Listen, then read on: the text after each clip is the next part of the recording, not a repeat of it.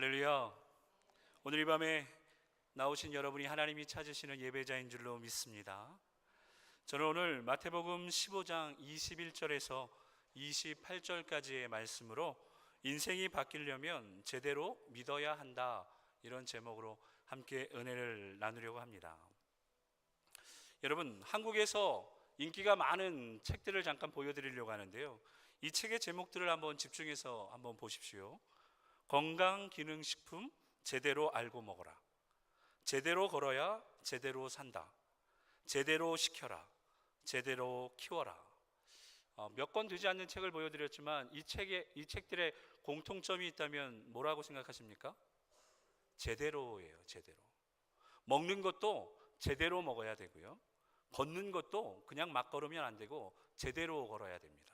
그리고 일을 시키는 것도 그냥 시키는 게 아니라 제대로 시켜야 되고요, 그리고 아이를 키우는 것도 그냥 키우는 게 아니라 제대로 키워야 한다, 이렇게 이야기합니다. 그래서 제가 제대로가 무슨 뜻인지 국어사전을 한번 찾아봤습니다. 제대로 그랬더니 제격식이나 규격대로, 이런 뜻이 있더라고요. 여러분, 걷는 것도 먹는 것도 키우는 것도 그리고 일을 시키는 것도 다 격식이 있고 규격이 있다는 거죠.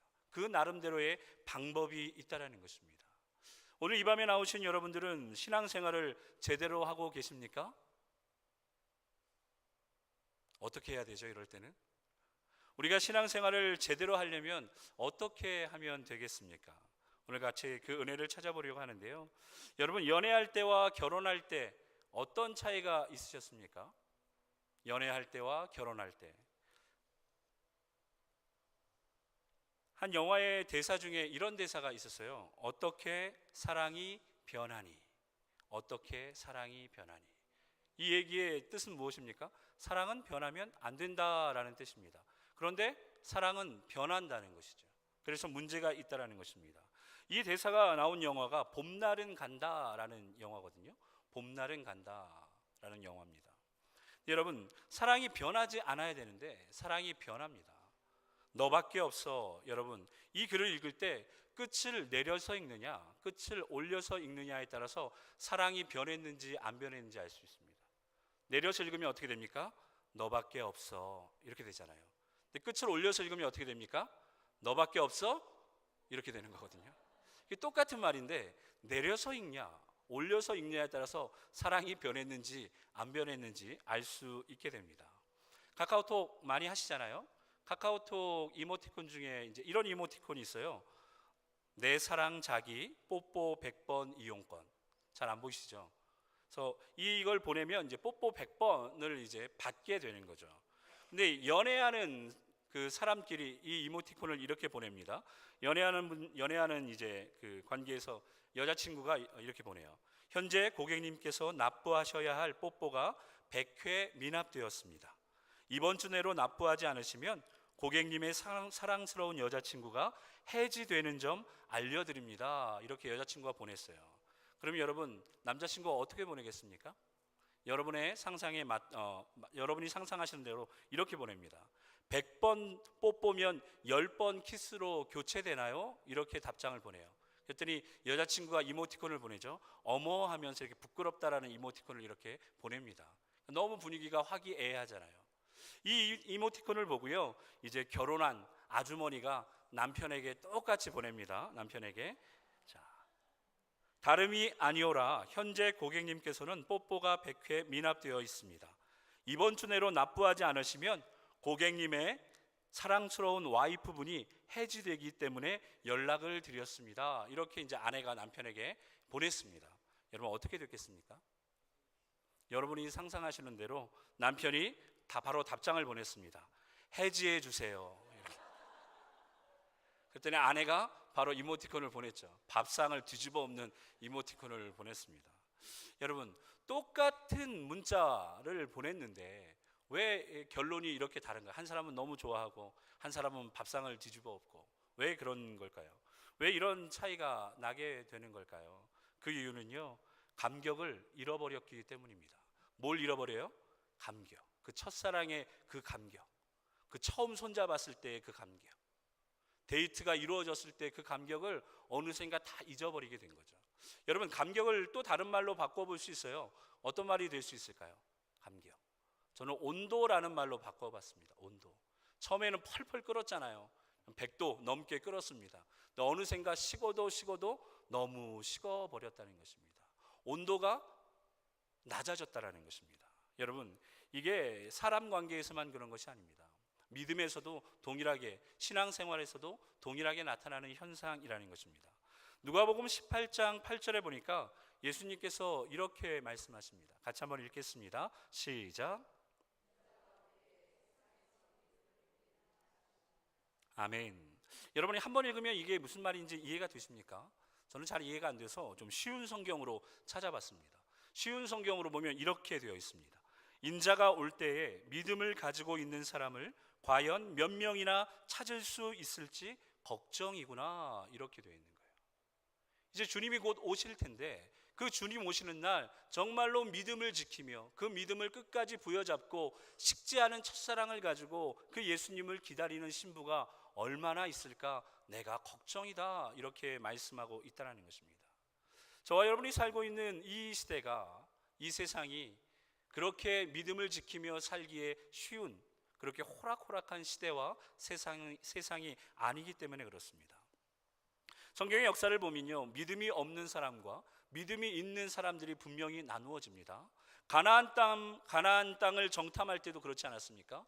12명의 사람들을 보냅니다. 그런데 믿음이 없는 몇 명이 나옵니까? 10명이 나오고 믿음이 있는 2명이 나오게 됩니다. 여러분은 어디에 속하기를 원하십니까? 그리고 또 오병이어 사건이 일어나는 현장에도 믿음이 있는 사람과 믿음이 없는 사람이 나타납니다. 믿음이 없는 누구입니까? 오병이어 사건에서 믿음이 없는 빌립, 그리고 믿음이 있는 안드레. 이것이라도 하나님, 예수님 쓰시면 가능하십니다 하고 작은 도시락을 갖고 나오잖아요. 그때 그 안드레의 믿음을 통해, 그 작은 그 소년의 믿음을 통해 하나님이 기적을 만들어 가십니다.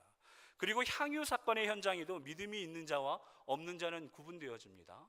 향유 옥합을 깨트렸을 때 믿음이 없는 누가 있었습니까? 가룟 유다가 있었어요. 왜 이걸 이렇게 허비하느냐? 이 돈으로 가난한 사람들을 도우면 훨씬 많이 도울 수 있을 텐데, 가룟 유다가 이야기합니다. 그러나 믿음으로 옥합을 깨트린 그 여인을 향해 예수님께서는 내가 기억될 것이다, 내 이름이 기억될 것이다, 그렇게 축복하십니다. 사랑하는 성도 여러분, 동일한 현장 속에, 동일한 사건 속에, 동일한 시간 속에 있지만 믿음이 있느냐 없느냐에 따라서 그 결과는 너무 달라지는 것입니다. 오늘 이 시대를 살고 있는 저와 여러분은, 오늘 또한 믿음을 지키기 위해 이 밤에 나온 저와 여러분은 믿음이 없다면 안타까워해야 될 줄로 믿습니다. 믿음이 부족하다면 부끄러워할 줄 알아야 한다는 사실입니다. 근데 많은 사람들이요, 믿음 없음을 안타까워하지 않습니다. 또한 믿음이 부족함을 부끄러워하지 않습니다. 오히려 돈이 없는 것을 안타까워하고 돈이 부족한 것을 부끄러워한다는 것이죠. 그런데 정말 중요한 건 믿음이라는 것입니다. 오늘 이 밤에 저를 따라서 같이 한번 믿음으로 고백하시겠습니다. 주여, 나에게 믿음을 주옵소서. 주여, 나에게 믿음을 주옵소서. 왜 믿음이 필요합니까, 여러분? 믿음은 불가능을 가능케 하기 때문입니다. 믿음은 먼 훗날의 일들을 정말로 지금 내 앞에 가져올 수 있기 때문입니다. 오늘 마태복음 15장 22절에서 23절의 말씀을 우리 먼저 같이 한번 읽도록 하겠습니다. 마태복음 15장 22절에서 23절까지의 말씀입니다. 시작. 가나안 여자 하나가 그 지경에서 나와서 소리질러 이르되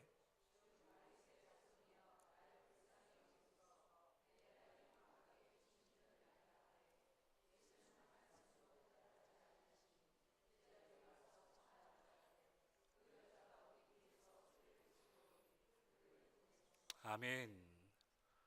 오늘 이 사건의 본문의 사건 속에서 소리를 지르는 여인이 나옵니다. 소리를 지르는 여인이 뭐라고 소리 질렀나 보니까 주 다윗의 자손이여, 나를 불쌍히 여기소서. 내 딸이 흉악하게 귀신 들렸나이다. 얼마나 안타까운 상황인지를 잘 볼 수 있습니다. 얼마나 자신의 상황을 잘 조리 있게 간략하게 예수님 앞에 말씀하는지 우리가 잘 볼 수 있습니다. 누구보다도 이 여인은요, 예수님을 잘 알고 있었습니다. 그리고 예수님을 잘 이해하고 있었습니다. 그리고 그 예수님께 관심을 가지고 있었습니다. 그래서 오늘 내가 만난, 오늘 나를 도와주실 그 예수님이 어떤 분인지를 잘 알고 있습니다. 뭐라고 고백합니까? 주 다윗의 자손이요. 이분이 바로 하나님께서 말씀하신 메시아라는 것을 알고 있는 거예요. 이분이 우리의 육신뿐만 아니라 영혼도 구원케 하실 놀라우신 분이라는 것을 알고 믿음으로 큰 소리로 외치고 있는 것입니다. 그런데 더 놀라운 건 예수님의 반응입니다. 예수님의 반응이 어떠합니까? 예수님은 한 말씀도 대답하지 아니하시니 주 다윗의 자손이요, 이렇게 부르는 사람이 드물었거든요. 그러면 야, 너 대단하다 뭐 이렇게 칭찬하시면서 맞아주셔야 되는데 예수님은 한 말씀도 대답하지 아니하셨다. 성경에 그렇게 기록되어 있습니다. 예수님은 한 말씀도 대답하지 않으셨습니다. 이걸 두 글자로 줄이면 뭐가 됩니까? 네, 벌써 나왔네요. 침묵이 됩니다. 침묵. 이 침묵할 수 있는 상황이 아닌데 침묵하고 계신 거예요, 예수님이. 이런 고백을 듣는다면 정말 그 여인을 칭찬하고 그 여인을 가장 높은 곳에 세워서 인정해 줘야 되는데 예수님 침묵하고 계십니다. 보다 못한 이제 제자들이 이제 나서게 됩니다. 제자들이 뭐라고 얘기합니까? 그 여자가 우리 뒤에서 소리를 지르오니 그를 보내소서.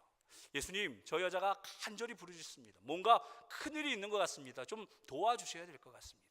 이렇게 제자들이 옆에서 애청합니다. 간언합니다.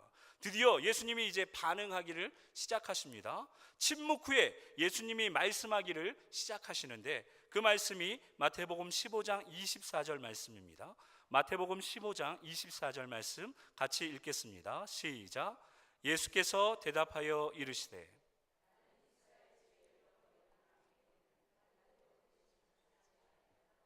아멘.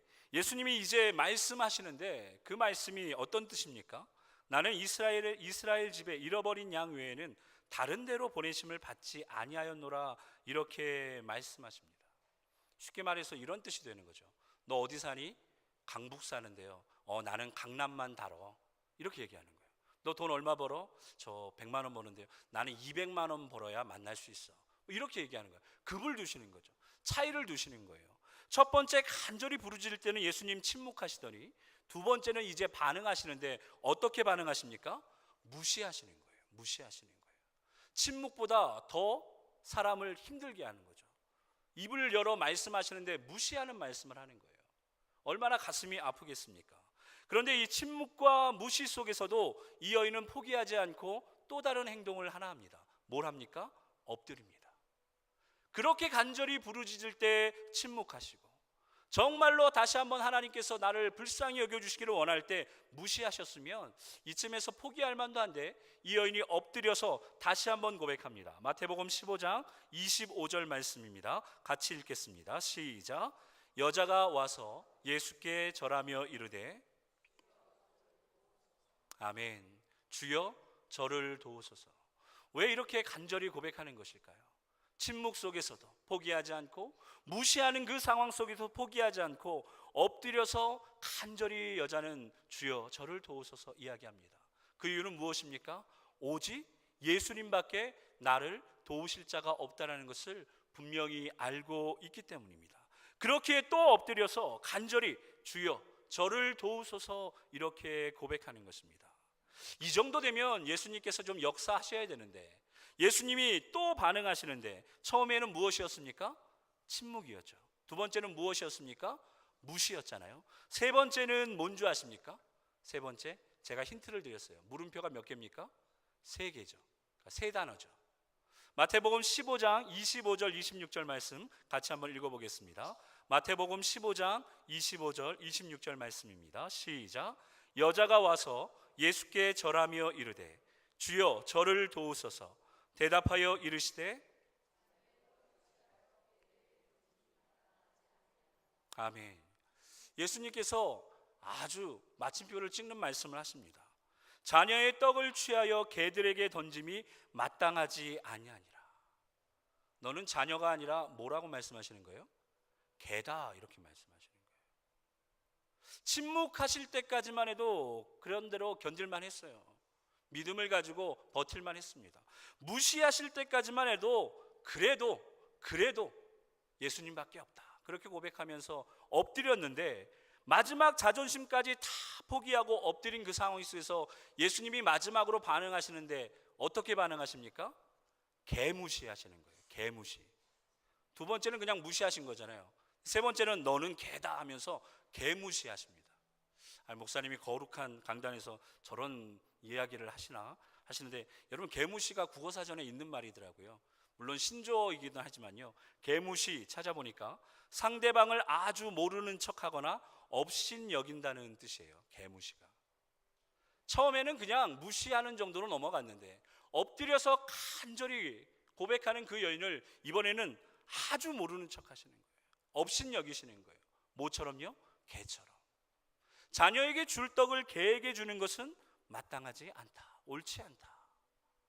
여러분, 이 정도 되면 어떻게 되는 것입니까? 더 이상 상황은 종료되는 것입니다. 대화는 결렬되는 것입니다. 이 정도면 분위기가 초상집 분위기 되는 거죠. 더 이상 좋은 일이 있을 수 없는 거예요. 쥐도 구석에 몰리면 고양이를 공격하지 않습니까? 보통 이 정도로 자존심을 짓밟아 놓으면 이 여인도 이제 감정이 상할 대로 상한지라, 참을 만큼 참은지라 더럽다, 치사하다, 기분 정말 나쁘다, 예수님이면 이렇게 할 수 있냐, 잘 먹고 잘 살아라, 이런 얘기하면서 그 자리를 떠나갈 수 있겠죠. 왜요? 침묵도 견뎠어요. 무시도 견뎠습니다. 그런데 이렇게 개무시하니까 더 이상 견딜 수 없는 상황에 온 것입니다. 그런데 그렇지 않다라는 거예요.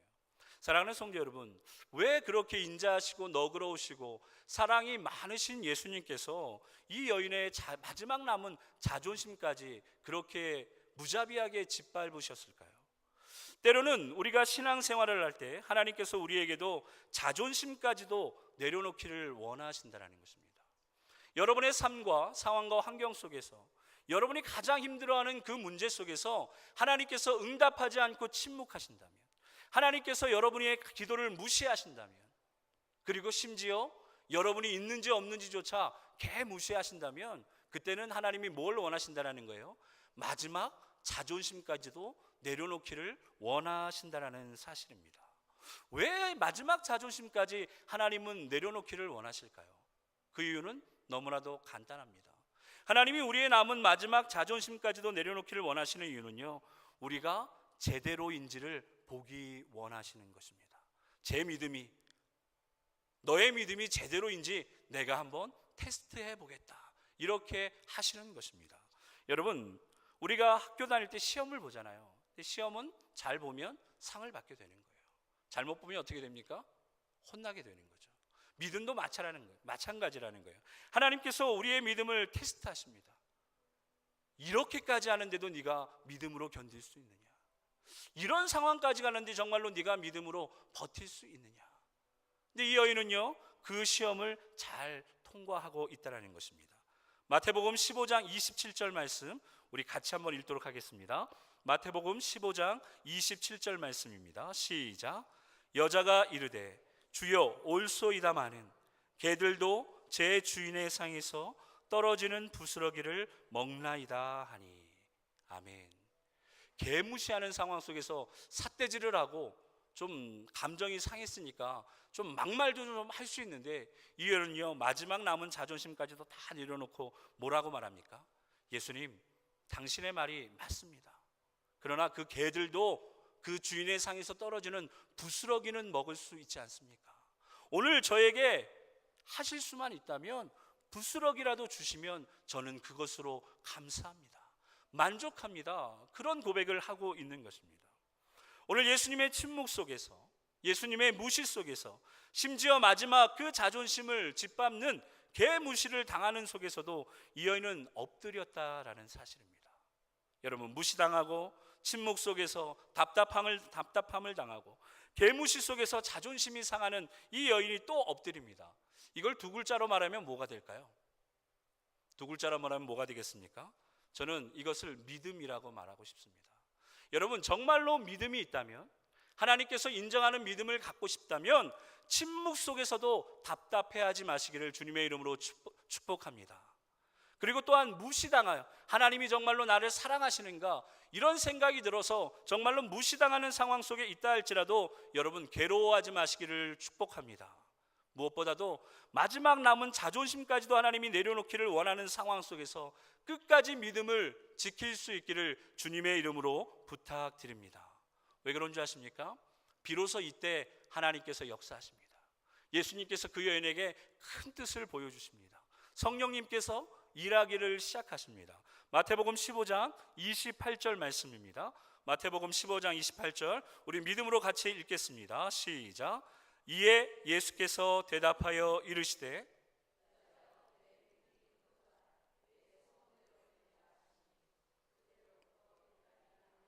아멘. 여러분 뭐라고 말씀하십니까? 여자여 내 믿음이 크도다. 침묵 속에서도 그 무시 속에서도 마지막 남은 자존심을 짓밟는 그 개의 무시 속에서도 네가 나를 인정하고 나를 떠나지 않고 내 앞에 엎드릴 수 있다니 너는 정말로 믿음이 크도다. 내 소원대로 되리라. 이렇게 예수님이 침묵 속에 무시 속에 그래야 마지막 그 개의 무시 속에서도 끝까지 믿음을 잃지 않은 여인을 축복하십니다. 여러분 다시 한번 읽으실 때 여자여 이 자리에다 자기의 이름을 넣어서 한번 읽어보도록 하겠습니다. 시작. 선호여 내 믿음이 크도다. 내 소원대로 되리라. 할렐루야. 정말로 이렇게 되기를 원하십니까? 아멘 하셨잖아요. 근데 이 아멘 하시면 침묵도 견디셔야 됩니다. 예수님이 내가 이렇게 간절히 기도하는데 왜 침묵하시나? 근데 그 침묵도 견디셔야 돼요. 예수님이 나를 사랑하시는가? 내가 있는지 아시기나 하시나? 이런 무시 속에서도 견디셔야 되고요. 마지막 목까지도 견디셔야 됩니까? 마지막 자존심까지도 내려놓을 수 있는 그 상황과 환경 속에서도 견딜 수 있어야 한다는 것입니다. 오늘 저와 여러분이 이 밤에 믿음을 끝까지 지키고 믿음이 어제보다 오늘 더 성장하고 오늘보다 내일 더 성숙하기를 원하신다면 여러분 어떠한 상황과 환경 속에서도 끝까지 하나님을 바라봐야 할 줄로 믿습니다. 여러분 믿음이 뭐라고요? 믿음은 어떠한 상황과 환경 속에서도 끝까지 하나님을 바라보는 것입니다. 여러분 끝까지 하나님을 바라보십시오. 언제가 끝입니까? 우리가 생각하는 끝이 아니라 하나님이 생각하시는 끝까지 견디는 것이 바로 끝인 줄로 믿습니다. 책 중에 이런 책이 있어요. 나중에 여러분 시간 나실 때 한번 읽어보시면 좋겠는데 Your God is too small 이라는 책이 있습니다. 너의 하나님은 여전히 너무나 작다라는 책이에요. 너의 하나님은 여전히 너무나 작다. 이 책 가운데서 이런 글귀가 나옵니다. 내 인생은 내가 믿는 하나님의 크기에 따라 결정된다. 여러분의 인생은 무엇에 따라 결정된다고요? 내가 믿는 하나님의 크기에 따라 결정되는 거예요. 그러니까 지금 내 인생을 보면 내가 믿는 하나님이 어느 정도 되는지 아는 거죠. 내가 생각하고 내가 인정하는 하나님이 어느 정도인지 알게 되는 것입니다. 그렇게 사랑하는 성도 여러분, 어제보다 오늘 더 큰 꿈을 꾸시기를 주님의 이름으로 축복합니다. 오늘보다 내일 더 큰 꿈을 꾸시기를 주님의 이름으로 축복합니다. 왜 그렇습니까? 우리가 믿는 하나님은 우리의 믿음대로 역사하시거든요. 우리의 믿음이 얼마 많으냐에 따라서 하나님은 그대로 역사하신다는 사실입니다. 그래서 히브리서 12장 2절은 우리에게 이렇게 말씀하십니다. 같이 읽을까요? 히브리서 12장 2절입니다. 시작. 믿음의 주요 또 온전케 하시는 이인 예수를 바라보자. 제가 이걸 또 쉬운 성경으로 찾아봤어요. 좀 더 이해하기 쉽게 찾아보니까 이렇게 되어 있습니다. 한 번 더 읽겠습니다. 시작. 믿음의 창시자요 완성자이신 예수를 바라봅시다. 어제보다 오늘 더 큰 꿈을 꾸고 오늘보다 내일 더 큰 꿈을 꾸려면 어떻게 해야 됩니까? 예수를 바라봐야 돼요. 왜요? 예수님이 바로 그 믿음의 창시자고 그 믿음의 완성자이기 때문입니다. 믿음은 우리가 할 수 있는 것이 아니에요. 그 큰 믿음을 하나님께서 우리에게 주셔야 하기 때문입니다. 여러분 오늘 이 밤에 하나님께서 큰 믿음을 주실 줄로 믿습니다. 감당할 수 없는 큰 꿈을 허락하여 주실 줄로 믿습니다. 그 믿음을 담아 가십시오. 여러분의 마음속에, 여러분의 생각 속에, 여러분의 계획 속에 하나님이 주시는 큰 꿈, 큰 믿음을 담아 가십시오.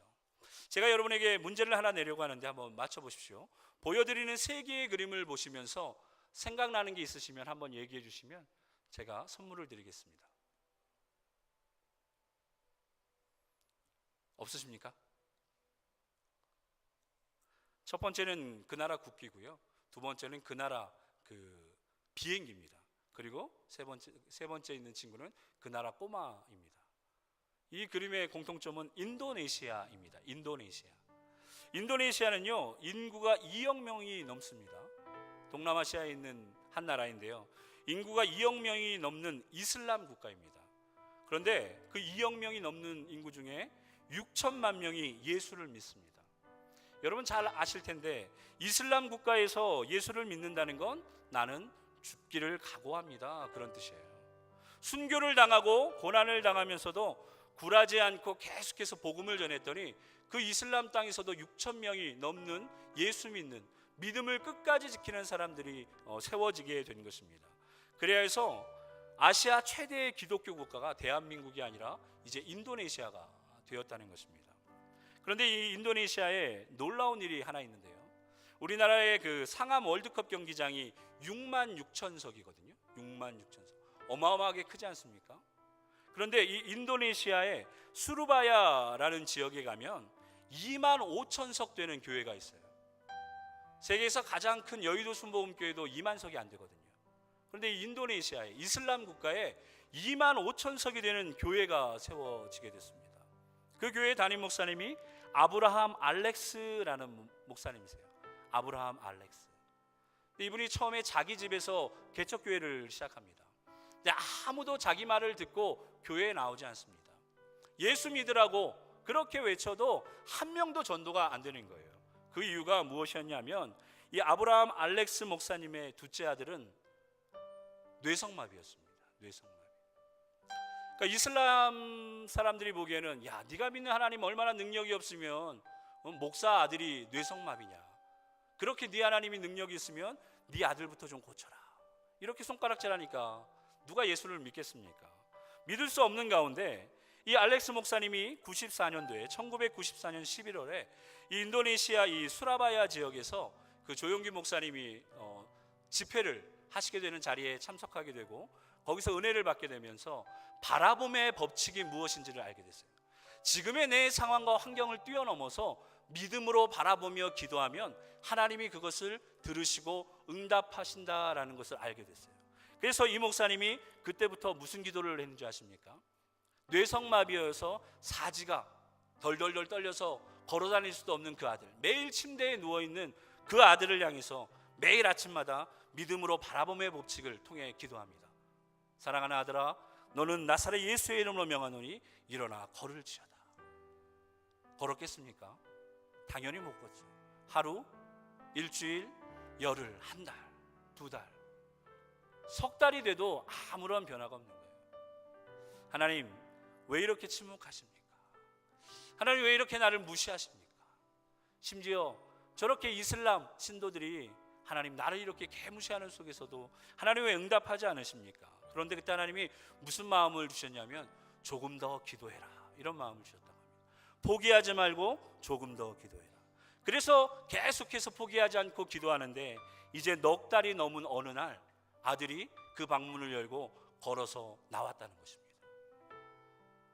이 사실은요, 목사님만 알고 있는 간증이 아니라 그 동네에 예수를 믿지 않는 그 이슬람 그 신도들도 다 알고 있는 사실이었어요. 그런데 그 아들이 정말 기도한 지 넉 달 만에 바라봄의 법칙을 통하여 그대로 일어나서 걸어 나온 것을 보고 그 지역 사람들이 다 예수를 믿게 되었다는 것이죠. 정말로 하나님 살아계시구나, 우리가 믿음으로 기도하면 하나님이 그렇게 역사하시는구나 알게 되었다는 것입니다. 이 아브라함 알렉스 목사님이요, 2013년도에는 이 아시아에 있는 성령운동 리더가 되어서 그 이영훈 목사님을 비롯하여서 수많은 목사님들이 모인 곳에서 그 간증을 하게 되었다고 이야기합니다. 그리고 그 수리바야 지역에 2만 5천석이 되는 교회를 지어서 그 교회가 그렇게 가장 큰 교회로 축복받고 또한 부흥하고 성장하게 되었다는 것입니다. 사랑하는 성도 여러분, 오늘 저는 여러분에게 이렇게 도전하고 싶습니다. 여러분, 바라봄과 믿음은 동전의 앞과 뒤와 같습니다. 바라봄과 믿음은 동전의 앞과 뒤와 같습니다. 바라봄은 미래입니다. 아직 되어지지 않은 것이잖아요. 그런데 이것이 믿음과 연결이 되면 현재의 삶에 기적이 나타난다는 거예요. 동전이 앞면만 보인다고 뒷면이 없는 것입니까? 아닙니다. 뒷면은 보이지 않을 뿐이에요. 우리가 바라봄의 법칙을 가지고 하나님 정말로 이렇게 되어질 것을 믿습니다 하고 기도할 때 동전의 뒷면이 보이지 않지만 우리의 믿음을 통해 하나님이 일하심에 그 동전이 뒤집어지면 정말로 우리가 바라던 대로 그 그림이 보여지게 된다는 것입니다. 그렇게 여러분, 우리에게 하나님은 믿음을 원하십니다. 무시하는 상황 속에서, 침묵하는 상황 속에서, 마지막 남은 자존심을 포기해야 되는 그 상황 속에서 하나님은 끝까지 믿음을 지키기를 원하십니다. 믿음이 있어야 바라보는 그 미래가 현실의 기적으로 나타나기 때문입니다. 그래야 민수기 14장 28절은 우리에게 이렇게 명령합니다. 같이 읽겠습니다. 민수기 14장 28절 말씀입니다. 시작. 너희 말이 내 귀에 들린 대로 내가 너희에게 행하리니. 여러분, 하나님이 무엇을 통해 일하십니까? 우리의 말이 하나님의 귀에 들린 대로 하나님이 일하십니다. 오늘 이 수요 저녁 예배, 이 수요 저녁 기도에 오신 여러분, 오늘 이 시간 이제 말씀을 생각하며 기도하실 때 여러분의 말이 하나님 귀에 들릴 수 있도록 간절히 기도하십시오. 그 여인이 처음에 예수님을 어떻게 불렀습니까? 간절히 큰 소리로 외쳐 불렀습니다. 그런데 예수님 침묵하셨어요. 그러나 또 간절히 부릅니다. 무시하셨습니다.